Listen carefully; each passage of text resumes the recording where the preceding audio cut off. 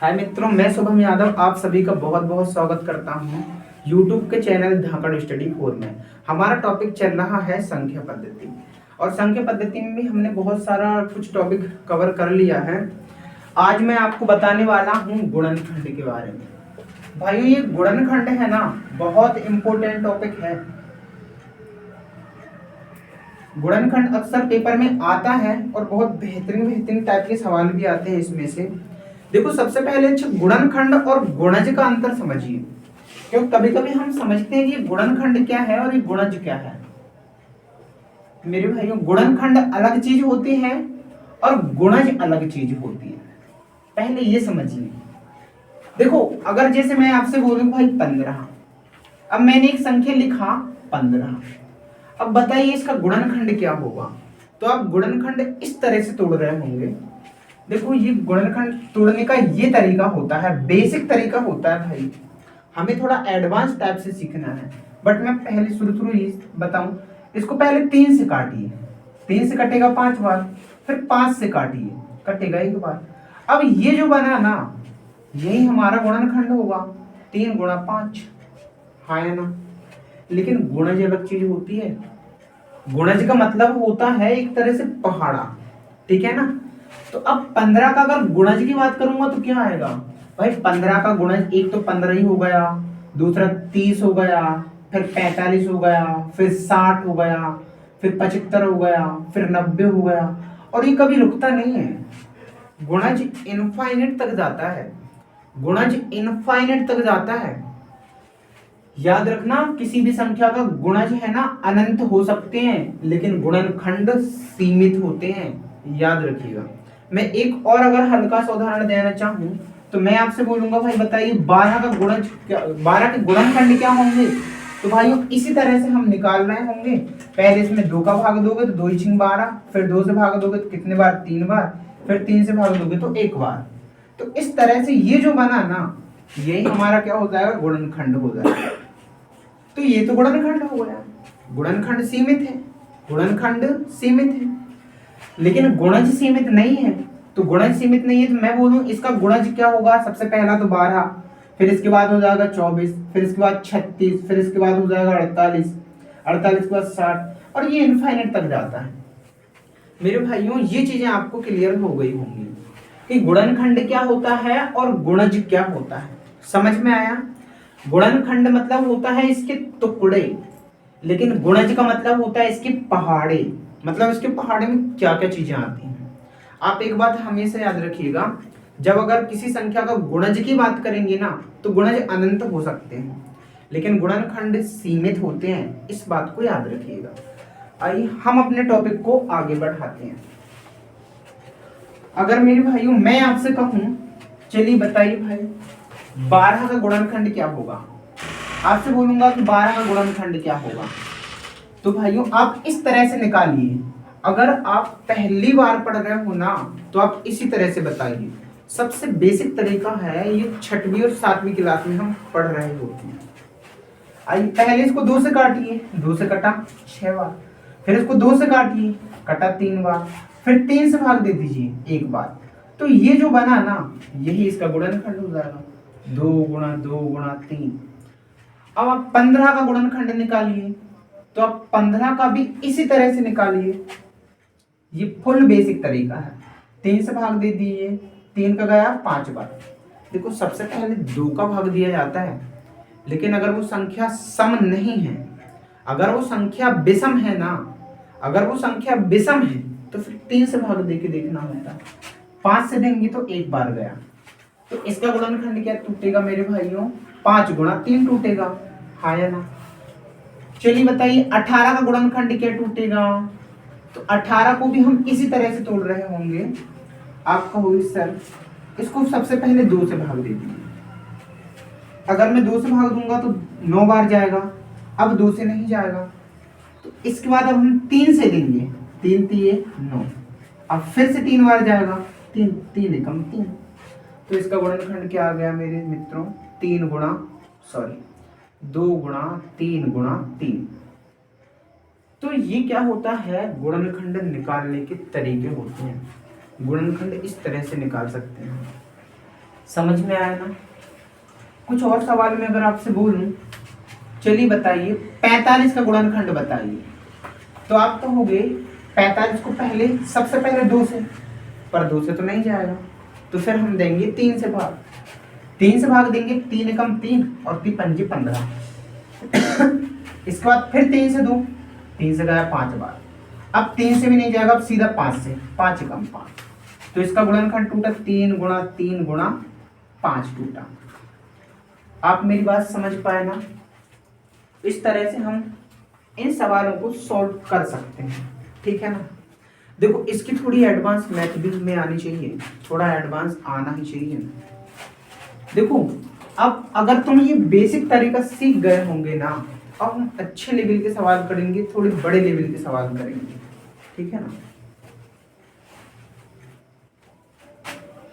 अब वो पहला प्रश्न पूछता है, प्रीतम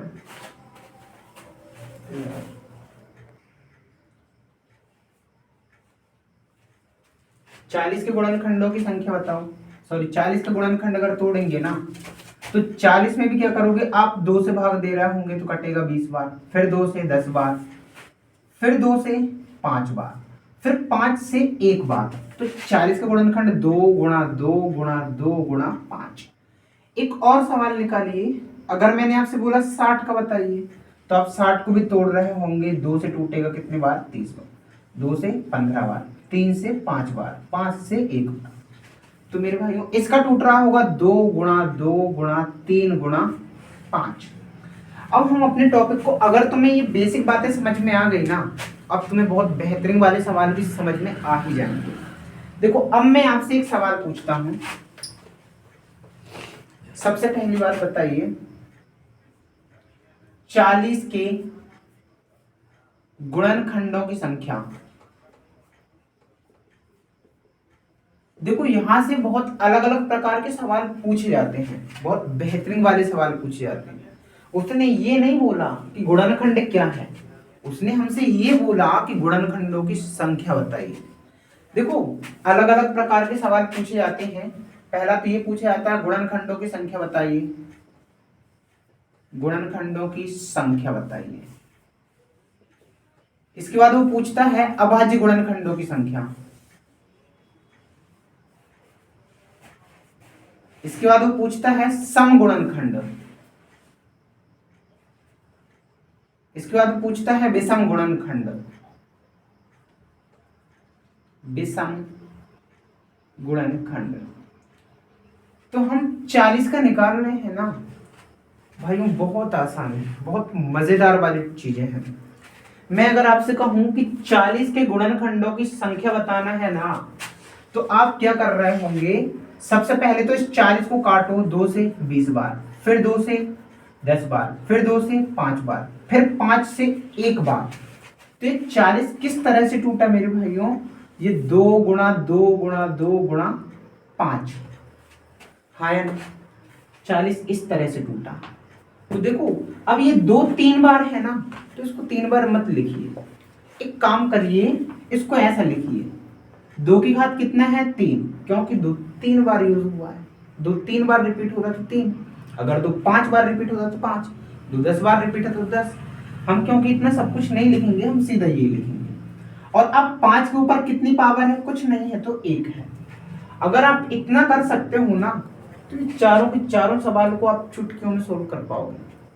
सबसे पहली बात, हमें गुणनखंडों की संख्या अगर बतानी है ना, अगर गुणनखंडों की संख्या बतानी है ना, तो सिर्फ ये याद रखिए कि इसकी जो पावर है ना 3, इस पावर में 1 बढ़ा कर लिखिए, और इसकी पावर है ना 1, इसको भी 1 बढ़ा कर लिखिए। तो क्या लिखूंगा, तो बस इन दोनों को गुणा कर दीजिए और हमारा आंसर आ रहा होगा कितना, 8 आ रहा होगा।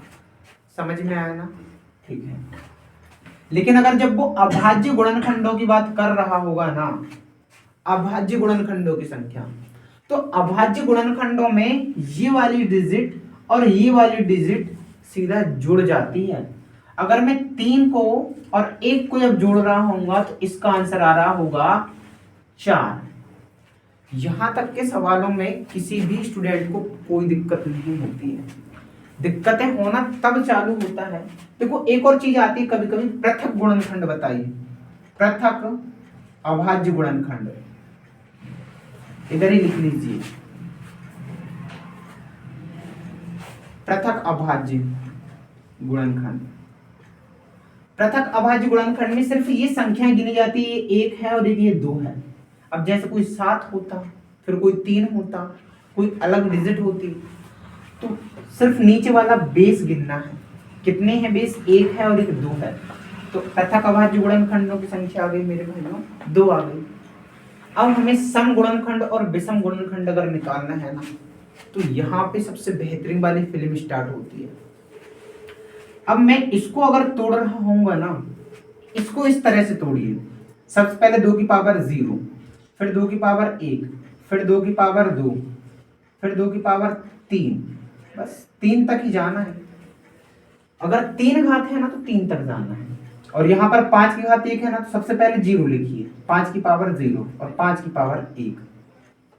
अब बात यह है कि अगर आपको सम संख्या चाहिए तो बस उसमें सम का गुणा कर दीजिए। कहने का मतलब कोई संख्या, मान लो मैंने अगर 3 है, ये भी सम है, और मुझे सम संख्या बनाना है, तो किसी सम संख्या का गुणा कर दीजिए। या तो 2 का गुणा करिए, या 4 का गुणा करिए, या 6 का गुणा करिए, या फिर 8 का गुणा करिए। इस तरह से हमें गुणा करना होता है। आप एक बार फिर से समझिए, अगर मेरे को सम गुणनखंड चाहिए ना मेरे मित्रों, अगर हमें सम गुणनखंड चाहिए ना, तो इधर से मैं क्या क्या संख्या ले सकता हूं, क्योंकि सम चाहिए ना, सम चाहिए तो मुझे सम संख्या ही लेनी है। इधर से सिर्फ सम संख्या लेनी है। याद रखिए, किसी की पावर अगर 0 होती है ना, तो वो 1 देता है। मैंने आपको बताया, जैसे 5 की पावर 0 तो इसका मतलब 1, 10 की पावर 0 तो इसका मतलब 1, x की पावर 0 तो इसका मतलब 1, a की पावर 0 तो इसका मतलब 1। क्या ये बात समझ में आई? अब देखो, तो ये तो 1 हो गया, और 1 तो विषम होता है, तो कहने का मतलब ये नहीं लूंगा, तो इधर से मैं एक इसको ले सकता हूं, क्योंकि 2 की पावर 1 मतलब 2, 2 की पावर 2 मतलब 4, 2 की पावर 3 मतलब 8। तो एक इसको ले सकता हूं, इसको ले सकता हूं और इसको ले सकता हूं। इधर से मैं सिर्फ 3 ही संख्याओं को ले सकता हूं, बट इधर से तो किसी को भी ले सकता हूं। अब देखो, अगर आपने सम ले ही लिया है, तो किसी भी प्रकार की विषम ले लो, कोई फर्क नहीं पड़ता। इधर से इन दोनों को ले सकते हो, तो हमारा सम गुणनखंडों की संख्या कितनी आ गई भाइयों? 6 आ गई। अब विषम गुणनखंड तो आप आराम से निकाल सकते हो। अब विषम में ऐसा है कि विषम का जब भी पूछेगा ना, तो सम वाले बिल्कुल भी नहीं लेना है, क्योंकि विषम बनाना है। तो विषम में हम सम वाले का गुणा नहीं करेंगे, समझे ना? अब मैं ये नहीं ले सकता, ये नहीं ले सकता, ये नहीं ले सकता। इस वाली लाइन से सिर्फ एक इसी को ले सकता हूं, और इस वाली लाइन से तो कुछ भी ले सकता हूं, क्योंकि पूरा ऑलरेडी ही विषम रखा हुआ है। तो विषम है तो इधर से दोनों को दोनों ले सकते हैं। तो विषम का इसका आंसर आ रहा होगा कितना? 2। तो इस तरह से हम इस सवाल का आंसर ये निकाल सकते हैं। ठीक है,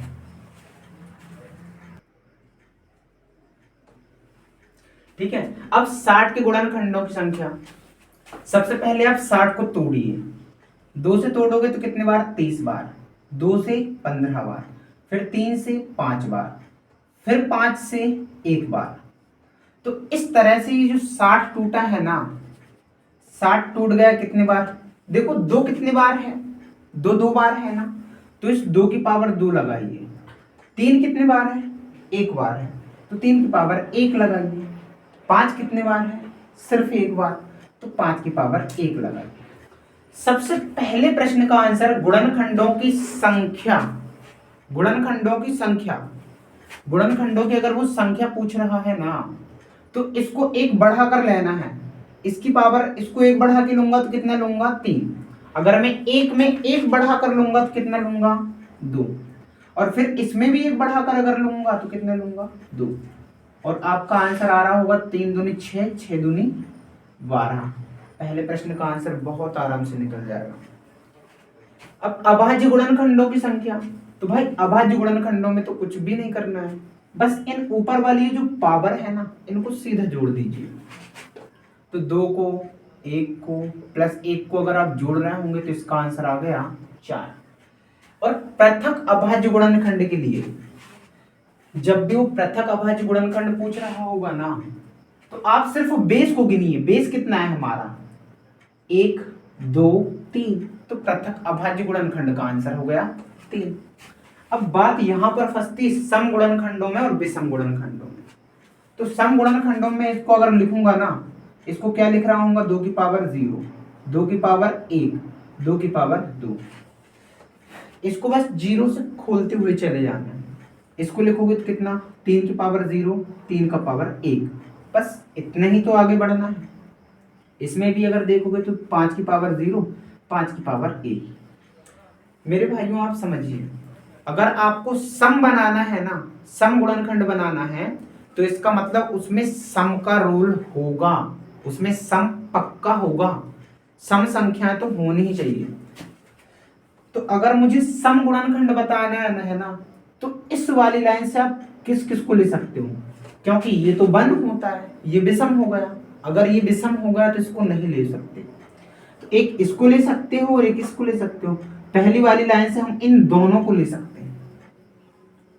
अब इसमें से तो किसी को भी ले सकते हो, कोई फर्क नहीं है, दोनों को ले सकते हैं। इसमें से भी किसी को भी ले सकते हैं, दोनों को ले सकते हैं। तो ये 2 ले लिया। तो अगर आप इन सब का गुणा कर रहे होंगे तो सम गुणनखंडों की संख्या आ गई कितना? 8 आ गई, है ना। अगर आप विषम गुणनखंडों की संख्या निकालोगे तो देखो कुल गुणनखंड कितने हैं? 12 है। अब 12 में से 8 सम है, तो बचे हुए विषम हो जाएंगे। इस तरह से भी आप इसका आंसर दे सकते हो। और इसके अलावा नहीं तो एक और मेथड है कि अब बात ही इस वाली लाइन से हम क्या करेंगे, इस वाली लाइन से हम सम वाला नहीं ले सकते, क्योंकि हमें विषम गुणनखंड बताना है। अगर हमें विषम गुणनखंड बताना है तो हम इस सम वाले को नहीं लेंगे, हम इन दोनों को नहीं लेंगे। तो फिर एक इसको ले सकता हूं मैं इधर से। तो ये सबका सब ऑलरेडी विषम है, ये भी विषम है, ये भी विषम है, तो इस दोनों को ले सकते हैं। इसमें ये भी विषम है, ये भी विषम है, तो इन दोनों को ले सकते हैं। इस तरह से भी आप सॉल्व कर सकते हैं। आइए एक अगला सवाल करते हैं। मैंने आपसे बोल दिया भाई बताइए 72 के गुणनखंडों की संख्या बताइए। 72 के गुणनखंडों की संख्या, तो आप बोलोगे सर 72 को तोड़िए। 72 को पहले 2 से भाग दिया तो कितना गया? 36। 2 से दिया तो कितना गया? 18। 2 से दिया तो कितना गया? 9। फिर 3 से 3, फिर 3 से 1 बन गया। तो बात यह है कि यहाँ पर 2 कितने बार है? 2 3 बार है, तो 3 पावर चढ़ाया। याद रखिए 2 3 बार है तो सीधा 3 पावर। और 3 कितने बार है? थोड़ा नीचे लिखते हैं। 2 की पावर 3 गुणा 3 की पावर 2। ठीक है। अब अगर उसने गुणनखंडों की संख्या पूछा है ना, तो सीधा ये जो पावर है ना, इनको एक एक बढ़ा करके गुणा कर दीजिए। अगर गुणनखंडों की संख्या पूछा है ना, तो जो पावर दिया है पावर को एक एक बढ़ा करके सीधा मल्टीप्लाई कर दीजिए। यहां पर 3 था, 3 में 1 बढ़ाया 4। यहां पर पावर 2 था, 2 में 1 बढ़ाया, कितना हुआ? 3 हो गया। और इसके भी गुणनखंडों की संख्या कितनी आ गई? 12 आ गई। और अब अभाज्य गुणनखंडों की संख्या, तो अभाज्य गुणनखंड में संख्याएं बढ़ाना नहीं है, संख्याएं बिल्कुल नहीं बढ़ाना। जो दी है ना जो पावर, बस इनको जोड़ दीजिए। तो इनको अगर मैं जोड़ रहा हूँ 3 + 2 का, तो ये आंसर आ रहा होगा कितना? 5। अब अगर उसने पृथक अभाज्य गुणनखंड पूछा, पृथक अभाज्य, तो हमें सिर्फ बेस देखना है। अगर पृथक अभाज्य गुणनखंड पूछा तो हमें सिर्फ बेस देखना है। बेस कितने हैं? 1 और 1 2 तो बेस है। तो पृथक अभाज्य गुणनखंड कितने हो गए हमारे? 2 हो गए। अब आती है बात सम गुणनखंडों की। आप सिर्फ सम निकालिए, विषम ऑटोमेटिक निकल जाएगा, या फिर आप विषम निकालिए, सम ऑटोमेटिक निकल कर आ जाएगा। हम पहले सम निकालते हैं। सम गुणनखंड के लिए सबसे पहले इसको तोड़ना है। 2 की पावर 0, 2 की पावर 1, 2 की पावर 2, 2 की पावर 3। देखो आपको जाना कहां तक है। अगर 3 पावर है तो 3 तक उतारना है, 4 है तो 4 तक नीचे उतरना है, 5 है तो 5 तक नीचे उतरना है। इसको उतारिए। 3 की पावर पहले 0 लगेगी, 3 की पावर 1, फिर 3 की पावर 2। इस तरह से हमने इसको तोड़ा। देखो सम गुणनखंड बनाना है ना, एक बार फिर से सुनिए, अगर सम गुणनखंड बनाना है ना तो इधर वाली लाइन से हमें सम अंक ही लेना है, इधर वाली लाइन से हमें सम अंक ही लेना है। क्या ये सम है? क्या नहीं है, ये तो सम है ही नहीं, तो मैं इसको नहीं ले सकता, इसको ले सकता हूं, इसको ले सकता हूं, इसको ले सकता हूं, मतलब इन तीनों को ले सकता हूं। अब इधर वाले का कोई दिक्कत नहीं है, अगर आपने एक सम ले ली तो फिर बाकी का कोई दिक्कत नहीं है, इधर के तीनों को ले सकते हैं। तो हमारा सम गुणनखंड कितना हो गया मेरे भाइयों? हमारा सम हो गया 9। अब देखो गुणनखंड टोटल थे 12 और 9 अगर सम है तो ऑटोमेटिक जो 3 बच गए ना वो विषम हो जाएंगे। 3 हो गए कितने अपने? विषम हो गए। इस तरह से आप इनको सीख पाए। आइए एक और सवाल अगर मैं आपसे बोलूं, बताइए 175 के गुणनखंडों की संख्या।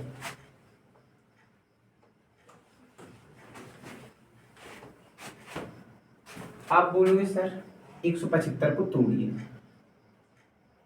अब भाइयों अगर आपको पहाड़ा अच्छे से पता है ना तो 25 सत्ते 175 होते हैं, इसको तोड़ने की जरूरत नहीं, सीधे सीधे तोड़िए।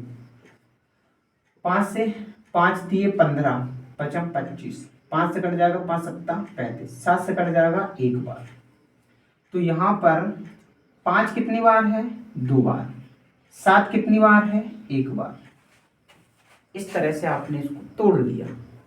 अगर आपने इसको तोड़ लिया तो सवाल आसान हो गया। गुणनखंडों की संख्या बताना है ना, अगर कुल संख्या बताना है तो सबसे पहले जो पावर दी है उनको 1 बढ़ाइए और बढ़ाकर सीधा गुणा कीजिए। सबसे पहले मैंने लिखा कितना? 2, तो 2 में 1 बढ़ाया 3, इसको 1 बढ़ाया तो कितना बनेगा? 2, और आंसर आ गया 6। अभाज्य गुणनखंड अगर बताना है तो ये जो पावर दी है ना उनको सीधे जोड़ दीजिए। पावर 2 है और 1 है, अगर दोनों को जोड़ दिया तो 3। अब पृथक अभाज्य गुणनखंड, जब पृथक अभाज्य गुणनखंड पूछेगा तो हमें क्या करना होगा? इनका बेस देखना होगा, इसका बेस और इसका बेस। कितने बेस है टोटल? टोटल 2 बेस है। अगर 2 बेस है तो अब पृथक अभाज्य गुणनखंड भी कितने आ गए? 2 आ गए। अगर सम गुणनखंड की बात करेगा तो फिर इसको खोलिए, 5 की पावर 0, 5 की पावर सॉरी, इसमें तो मेरे भाइयों ये तो बहुत मजेदार टॉपिक है। इसको तो इसमें तो सम होंगे ही नहीं, इसमें तो सम हो ही नहीं सकते। क्यों? क्योंकि इसमें सम संख्या है ही नहीं। अगर इसमें सम संख्या है ही नहीं तो फिर इसमें सम गुणनखंड हो ही नहीं सकते। क्या आप मेरी बात को समझ पा रहे हैं? आप याद रखिए पिछले 2 सवाल है ना उनमें यहाँ पर 2 जरूर था, मतलब इनमें कोई 1 2 था। अब यहाँ पर 5 है 7 है, 5 और 7 से तो संख्याएं सम बन ही नहीं सकती, और जब बन ही नहीं सकती तो इसमें सम गुणनखंड कितने होंगे? तो भाइयों सम गुणनखंडों की संख्या 0 होगी। बहुत मजेदार और बहुत इंटरेस्टिंग सवाल था ये। अब विषम गुणनखंड कितने? तो ये सब के सब जितने भी हैं ना सब विषम गुणनखंड ही है। ये 6 के 6 विषम गुणनखंड ही हैं, विषम गुणनखंड ही है। ठीक है, तो इस तरह से एक सवाल और करते हैं हम।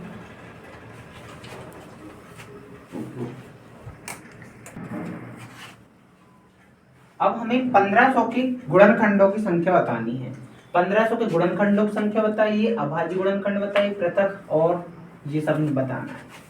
तो आप 1500 को अगर भाइयों तोड़ रहे होंगे ना, देखो अगर आप थोड़ा एडवांस दिमाग अगर लगाओगे ना तो आप ऐसा करिए, 15 को अलग तोड़ लीजिए और 100 को अलग बता दीजिए, क्योंकि ये 100 अब बन जाता है 25 चुके 100, लेकिन ये बन जाता है 5 दिए 15। क्या आप मेरी बात समझ पाए? यहाँ पर ये 5 की घात 2 है और एक ये हो गया, तो 5 की घात कितना बन गया? 3 बन गया। और यहाँ पर ये अगर देखेंगे इस 2 को पहले लिखिए, 2 की घात 2 बन गया, 3 की घात कुछ नहीं तो 1 बन गया। देखो आप उसको उस तरह से भी तोड़ सकते हैं, लेकिन संख्याएं बड़ी थी और बहुत ही आसान संख्या थी, इसलिए मैंने 15 को अलग निकाल दिया, 100 को अलग निकाल दिया। इतनी 5 15 हो जाएगा, ये 25 चुके 100 हो जाएगा। अगर गुणनखंडों की संख्या बतानी है ना तो एक काम करना है, इसको अगली संख्या ले लो, कितना? 3, इसको ले लो कितना? 4, इसको ले लो कितना? 2, गुणा कर दीजिए, 4 3 12, 12 दूनी हो गए 24। अभाज्य गुणनखंड तो इन सबको जोड़ दीजिए, 3 और 4, 4 और 2 6। और पृथक अभाज्य गुणनखंड तो बेस देखिए कितने बेस है, 1 2 और 3। पृथक अभाज्य गुणनखंड 3। लेकिन सम गुणनखंड की जब हम बात करते हैं तो ये इसको तोड़ी सिर्फ 2 की पावर 0, 2 की पावर 1, 2 की पावर 2। और बात यह है कि इधर से हम इन दोनों को ले सकते हैं। इधर क्या हो जाएगा, 5 की पावर 0, 5 की पावर 1, 5 की पावर 2, 5 की पावर 3। इसको 3 की पावर 0, 3 की पावर 1। इधर से सिर्फ सम वाली को लेना है। जो सम निकला है ना, इसमें सिर्फ सम वाली को लेना है। तो हम एक और एक इन दो को ले सकते हैं, और इधर से इन चारों को ले सकते हैं, कोई फर्क नहीं है। इधर से हम दोनों को ले सकते हैं, कोई दिक्कत नहीं। 4 दूनी 8, 8 दूनी 16। तो सम गुणनखंड कितने हो गए, 16। तो 24 में से 16 सम है, तो बचे हुए 8 विषम। इस तरह से हम इन गुणनखंडों को बहुत बेहतरीन तरीके से समझ पाए। अगर भाइयों समझ में नहीं आया हो तो कमेंट बॉक्स में करिए, मैं एक नई वीडियो बना करके और अच्छे से और बहुत बेहतरीन तरीके से समझाने की कोशिश करूंगा, क्योंकि ये एग्जाम के लिए है ना बहुत इंपॉर्टेंट टॉपिक है और थोड़ा सा हल्का सा कठिन भी है। आइए नए टॉपिक पर बात करते हैं।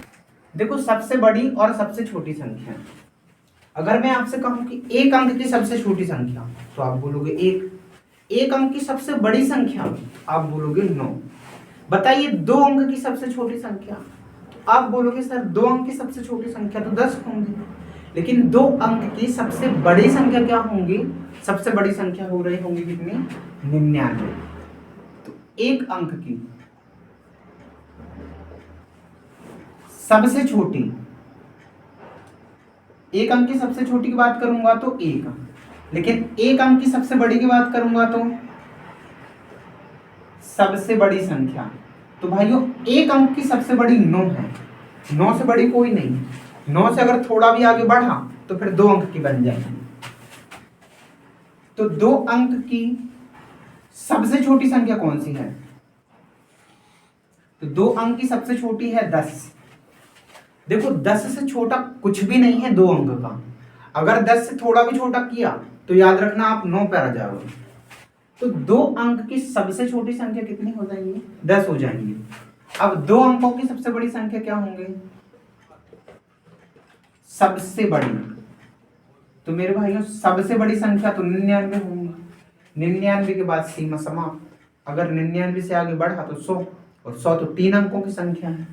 समझ पा रहे हैं ना, 3 अंक की सबसे छोटी संख्या बताइए। 3 अंक की सबसे छोटी संख्या तो 100 ही है, क्योंकि 100 से छोटा अगर आओ तो फिर 99, और 99 2 अंक की होगी।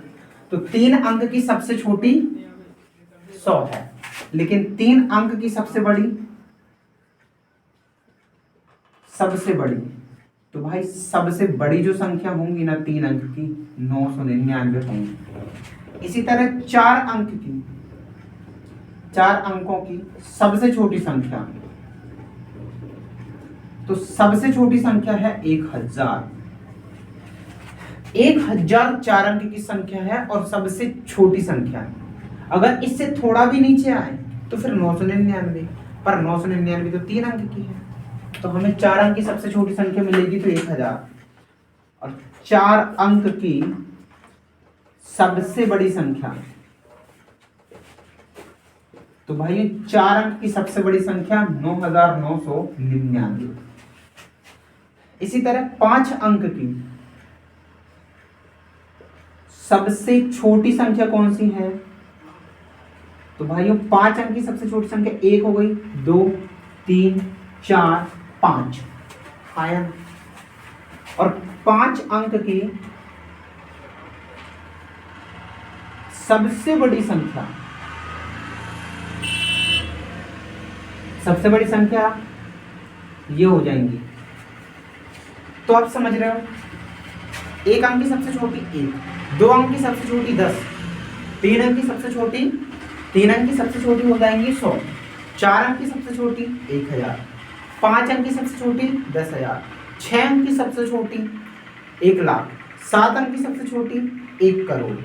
इसी तरह से हमें आगे बढ़ाना। 1 अंक की सबसे बड़ी 9, 2 अंक की सबसे बड़ी 99, 3 अंक की सबसे बड़ी 999, 4 अंकों की सबसे बड़ी कितनी 99, 5 अंकों की सबसे बड़ी तो 5 बार 99, 5 बार 9। अगर 6 अंक की सबसे बड़ी बोलूं तो मेरे भाइयों 6 बार 9। 7 अंक की सबसे बड़ी बोलूं तो भाइयों 7 बार 9। 8 अंक की सबसे बड़ी बोलूं तो 8 बार 9। 3 और 3 6 और 1 9, 10 हो गए। तो भाइयों इस तरह से हम बड़ी संख्या बताते हैं। आपको ये बेसिक है, ये फुल बेसिक है, एकदम जीरो लेवल से। आप इनको समझ में आई हो चीजें तो इस सवाल को सोल्व करें। 2 अंक की सबसे बड़ी व सबसे छोटी संख्या का योग। अब आप 2 अंक की सबसे बड़ी संख्या अगर निकाल रहे होंगे तो वो आएंगे 99, लेकिन सबसे छोटी संख्या अगर निकाल रहे होंगे तो वो आएंगी 10। क्या बताना था? योग बताना था। तो कितना हो गया? 109। सवाल बेहद आसान, बट डिपेंड करता है नॉलेज पर। 3 अंक की सबसे बड़ी और सबसे छोटी संख्या का गुणनफल। तो सबसे बड़ी संख्या की अगर मैं बात कर रहा हूंगा ना, सबसे बड़ी संख्या तो यही होंगी, लेकिन अगर सबसे छोटी संख्या की जब मैं बात कर रहा हूंगा तो कितना आएंगे? 100 आएगा। हाँ है ना? 3 अंक की सबसे छोटी और सबसे बड़ी संख्या का गुणा, तो आप इनका गुणा करिए। इसका गुणा आ रहा होगा कितना? इस तरह से। 4 अंकों की सबसे बड़ी व 3 अंकों की सबसे छोटी संख्या का योग बताइए। तो 4 अंकों की सबसे बड़ी जो संख्या होंगी ना तो 4 बार होंगी, लेकिन 3 अंकों की सबसे छोटी संख्या, 3 अंकों की सबसे छोटी संख्या तो बस 100 ही होंगी, है ना? इसका क्या बताना था? योग। तो आप जोड़ दीजिए, जोड़ने के बाद 9 9 9 कितना हो जाएगा? इस तरह से आ रहा होगा, ठीक है ना? अब 5 अंकों की सबसे बड़ी संख्या, तो 5 अंक की जो सबसे बड़ी संख्या होंगी ना तो 5 बार लो, लेकिन सबसे छोटी संख्या 5 अंक की, 5 अंक की सबसे छोटी संख्या 1 2 3 4 5 ये है। इसमें 5 अंक की सबसे बड़ी बताना और 5 अंक की सबसे छोटी बताना है, ठीक है ना? सबसे छोटी बताना है। अब क्या बताना है? इनका अंतर तो घटा दीजिए, 9 9 9 9 8। तो भाइयों इस तरह से हम इतने मजेदार वाले सवाल कर पाए। भाइयों ये लॉजिक अगर समझ में आया हो, टॉपिक समझ में आया हो तो इसका स्क्रीनशॉट ले लेना। अब हमें देखना है रोमन संख्या। रोमन संख्या लिखना भी बहुत बेहतरीन तरीके से आ जाता है। कभी कभी आ जाता है, बताइए 29 को किस तरह से लिखोगे, बताइए 50 को किस तरह से लिखोगे, बताइए 70 को किस तरह से लिखोगे। तो इतने इस टाइप के जो सवाल भी आ जाते हैं कभी कभी रोमन में। अब पहले कोड याद रखिए, LCDM। भाइयों ये जो L है ना ये 50 का कोड है, और ये जो C जो है ना C 100 का कोड है, D 500 का कोड है, M 1000 का कोड है, ठीक है? हमें ये कोड याद रखना पड़ेगा। कभी कभी डायरेक्ट ही पेपर में आया है, बताइए 1000 को रोमन भाषा में क्या लिखते हैं? तो 1000 को लिखते हैं हम M। पूछा है डायरेक्ट 500 को क्या लिखते हैं? D लिखते हैं। 100 को क्या लिखते हैं? C लिखते हैं। 50 को क्या लिखते हैं? 50 को लिखते हैं हम M। इसके अलावा देखो 10 को लिखते हैं हम X, 5 को लिखते हैं हम V। तो ये 10 और 5 तो शायद लगभग बहुत सारे लोगों को पता होते हैं। अब हम इसको बनाना कैसे सीखेंगे समझिए। पहले आपको 10 तक की गिनतियां बनाना आना चाहिए, कम से कम 20 तक बनाना आना चाहिए। अगर आप 20 तक बनाना सीख गए तो आप हजारों और लाखों की संख्या में गिनतियां बना सकते हैं। आइए मित्रों मैं सिखाता हूँ। देखो 1 को क्या लिखोगे? 1 को लिखेंगे हम इस तरह से I। 2 को क्या लिखेंगे? तो मेरे भाइयों 2 को लिखेंगे 2 और ये इस तरह से डंडा। 3 को क्या लिखेंगे? तो 3 को लिखेंगे 3 बार और ये वाला एक लग जाएगा ब्लॉक, ठीक है? याद रखना सिर्फ 3 तक ही डंडा जाता है आगे। अगर आप 4 बार बोलोगे कि इस तरह से बना दे तो नहीं, ये पॉसिबल नहीं है। अगर इस तरह से अगर आप बनाने लग गए तो आपकी कॉपी में बन ही नहीं सकता, कभी नहीं बन सकता, क्योंकि आप जब 50 तक पहुंचोगे तो 50 बार ऐसे ऐसे क्या करना पड़ेगा, वर्टिकल लाइन बनाना पड़ेगा और पूरी फिल्म खराब हो जाएगी। तो भाइयों बस इतना सीमित होता है किसी एक वर्ड को आप 3 बार रिपीट कर सकते हो, मतलब एक हुआ, एक वर्टिकल, 2 वर्टिकल, यहाँ पर 3 वर्टिकल। अब 4 को कैसे लिखेंगे? 4 को लिखने के लिए पहले 5 लिखना आना चाहिए।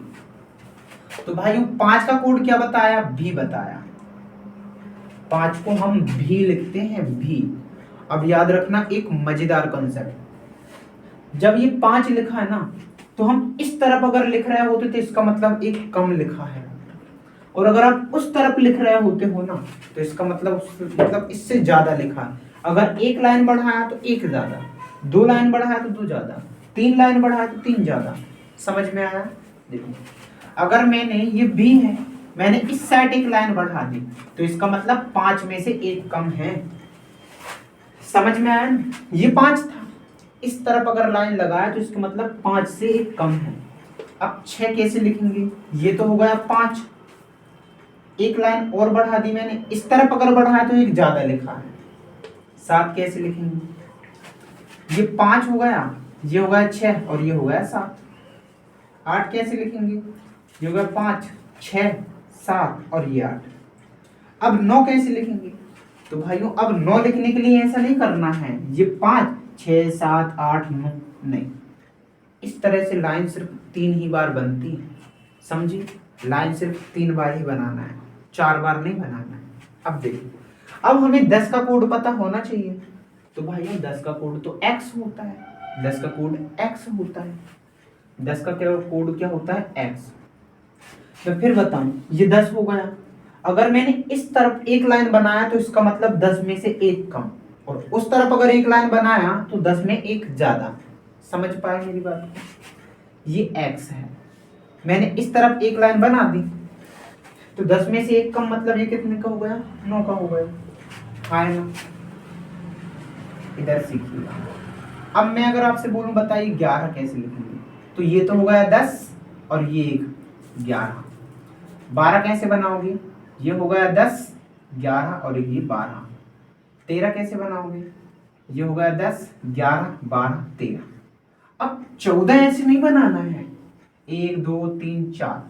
मैं बार बार आपको बोल रहा हूं ताकि ये चीजें आपको अच्छे से, बहुत बेहतरीन तरीके से समझ में आ जाए। लाइन सिर्फ 3 बार खींचती है, 4 बार नहीं खींचती है। अब समझिए जरा, 14 बनाने के लिए पहले 15 आना चाहिए, तो 15 के लिए क्या करना पड़ेगा? ये 10 और ये 5, 15। समझे ना? ये 10 और इधर साइड, उधर साइड अगर लिखते हैं तो आपने ज्यादा लिखा है, इधर साइड अगर आप लिखोगे तो इसका मतलब आपने कम लिखा है। समझ पाएंगे? अब 14 कैसे लिखेंगे? तो ये तो हो गया 10, और 4 कैसे लिखते हैं? हम इस तरह से लिखते हैं, हाँ ना? क्योंकि 4 ऐसे लिखते हैं, ये 5 लिखा और इस तरफ अगर एक लाइन है तो मतलब ये 5 में से एक कम, तो ये 4। ये हो गया 10 और बस इसको और जमा दीजिए, ये 4, तो इस तरह से हो गया 14। क्या आप मेरी बात को समझ पा रहे हो? हम धीरे धीरे धीरे धीरे और आराम आराम से हौले हौले पूरे चैप्टर को बेहतरीन तरीके से कवर करेंगे। आप नोट्स बनाइएगा, ठीक है? आपके हर टॉपिक को कवर करने की मैं कोशिश करूंगा, ठीक है? एग्जाम में किसी भी टॉपिक से अगर क्वेश्चन आया ना तो आप आराम से कर पाओगे। और देखते हैं 16 कैसे लिखेंगे? तो ये 10 और ये 5, 15, और एक ये उधर साइड अगर जुड़ा तो जुड़ रहा है 16। 17 के लिए 10, 15, 16 और ये हो गया 17। 18 कैसे बनाएंगे? 10, 15, 16, 17, 18। लेकिन अब बात यह 19 के लिए अब 4 लाइन नहीं खींच सकते हैं, 4 लाइन नहीं खींच सकते। अब हमें बनाना है 20। तो पहले तो ये तो 10 हो गया और ये 10 हो गया, 10 और 10 कितने हो गए? 20 हो गए। समझ में आया? 10 और 10 सीधा 20 हो गए। अब बात ये है कि मैं x और इस साइड अगर i लिख दिया तो कहने का मतलब 10 में से एक कम, तो ये क्या है? 9 है ना? 10 में से एक कम तो 9 है। तो बात ये है, मैंने ये लिखा 10 और बस यहाँ पर ये 9 और बना दो, तो ये इस तरह से बनता है 19। क्या आप मेरी बात को समझ पा रहे हो? ठीक है। अब मैं आपको और बेहतरीन टाइप से अगर पूछूं, चलिए बताइए भाई 52 बताइए कैसा बनेगा? देखो यहां तक की चीजें अगर आपको समझ में आ गई ना, तो ये समझिए आप किसी भी तरह के रोमन भाषा में बना सकते हो। मैंने बनाया 52। अब आप जानते हो कि 52 को क्या लिखते हैं, हम लिखते हैं 52 को एल। सबसे पहले आप 50 को लिखिए, 50 को क्या लिखोगे, एल लिखोगे। 50 को रोमन भाषा में एल लिखते हैं, 50 को रोमन भाषा में एल लिखते हैं। अब अगर मैं बात करूं 51, तो क्या बनाओगे आप, ये तो हो गया 50, एक ये जोड़ दिया, कितना हो गया, 51 हो गया, हाँ या ना।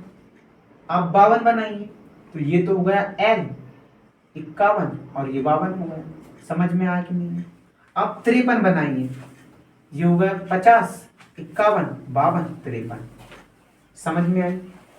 अगर मैं आपसे 55 बोलूं, तो ये तो हो गया 50, 50 में ये भी जोड़ दीजिए, ये 5 हो गया, 50 और 5 55 हो गया, है ना।